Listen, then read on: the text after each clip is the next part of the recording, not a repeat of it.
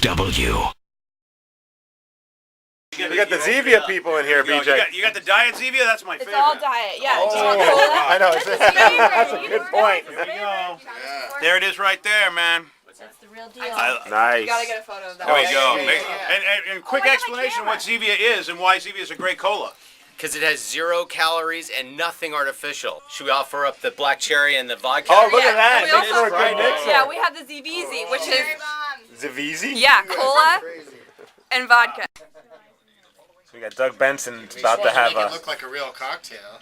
You having a vodka root beer? Is that going to be bad? I don't know. I've never heard of such a thing. All right, that's good. Should we throw some ice cream in there too? Yeah. Pardon me. Doug's trying a vodka root beer. A vodka root beer. Yeah, Oh, with there the we Zevia. go.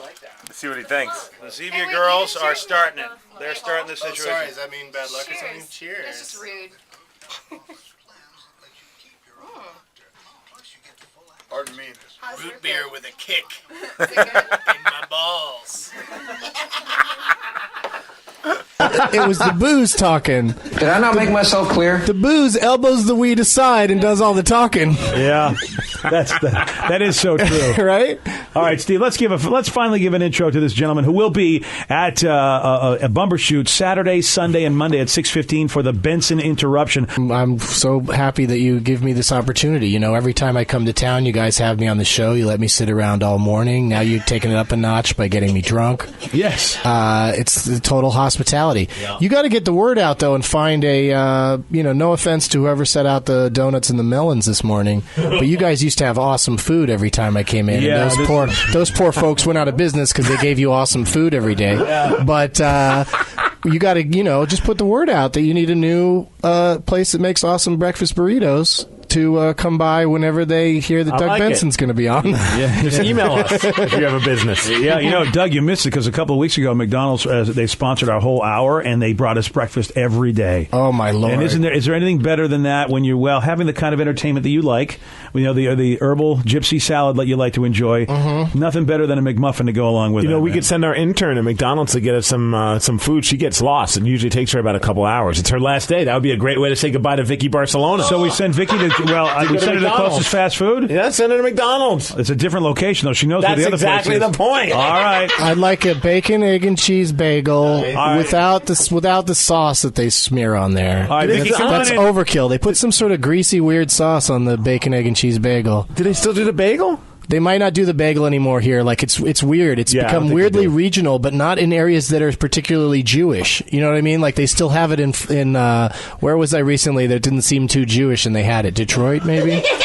I don't know how Jewish Detroit is. I have no idea. It's not very Jewish. No. All right, I'm going to take your word for it. The only time you see a yarmulke is I don't even have a joke there. That's all right. I was heading down a road that was like, this is going to be good. No, but if you dead end. If you saw Gran Torino, which took place in Detroit, I mean, I don't remember a lot of. Gran Torino is one of the funniest movies ever made. Like, if you're not laughing during Gran Torino, you are way too uptight and can't laugh at a racist old man. We've had you on a lot, and we've watched your stuff. We watched Super Jaime, which is, by the way, a great movie. Check that out. Doug basically decided to smoke pot for 30 days, similar to what happened in the Super Size Me movie with the fast food restaurant. But Doug, the fast food restaurant, you don't want to mention them by name at this point because we're nice to people. There might be a delivery about to happen. There you go. Yeah, exactly. I did when I was on my first Comedy Central special. You have to run all your jokes by the standards and practices, they call it, and they tell you what you can and cannot say. And it's mostly they don't care about swearing because they can bleep it, but they care about product names because they're sponsors. So I said to them that I wanted to open the show by saying I've got good news and bad news. The bad news is I've been farting a lot lately, but the good news is it smells like McGriddles. Oh, nice. And right? I'm glad you didn't clear that with us first, Doug. Thank you for that. But hang on. This is my point. Yeah. Then they go, you can't say that because McDonald's is a sponsor. And I'm like, I love McDonald's. You're not listening to the joke. The good news is, good. the horrible thing that comes out of me smells like a delicious treat from McDonald's. There you go. That's the good news. You're right. I hadn't thought about the fact that, It's not. I'm not saying. You weren't I'm saying not McGriddles slamming smell like them. something bad. You said No. something that's normally bad smells I'm good. saying McGriddles is a delightful surprise in that situation. That's not the smell you're expecting. You eat it. I can still see why some of the suits might go, Doug, though, what do you say we steer away No, from but that anyway? that was the ultimate decision. Is they said it still doesn't sound. We're still not clear whether or not you like McDonald's. So I said that, and then all I had to say was I love McDonald's, and then I just moved on to the next joke, and that made it okay. So that's a lesson in censorship. As long as you apologize immediately. Well, it's always tough, and it's tough because humor is humor, and you know this more than anybody else, Doug. I mean, the controversies can happen when all you're doing is you're just part of being funny, trying to tell jokes, and then people sometimes get mad, and you go, "Wow, I never thought anybody would really get mad at me. I'm a comedian." It's a joke. Yeah, but sometimes you have to it's all contextual. You know, most of the time when people come to see me in a comedy club, nobody complains. But last weekend I was in Grand Rapids, Michigan, and that's out there. Yeah, it's interesting because it's weird that Michigan is a medical marijuana state. Like they passed it there, but I think it's mostly because only people in Ann Arbor vote. Like in the rest of the states, like what? And so they passed medical marijuana in Michigan, which is like it's a middle state, which is amazing and awesome. So I was playing a show in Grand Rapids, and I don't even know why I started telling this story.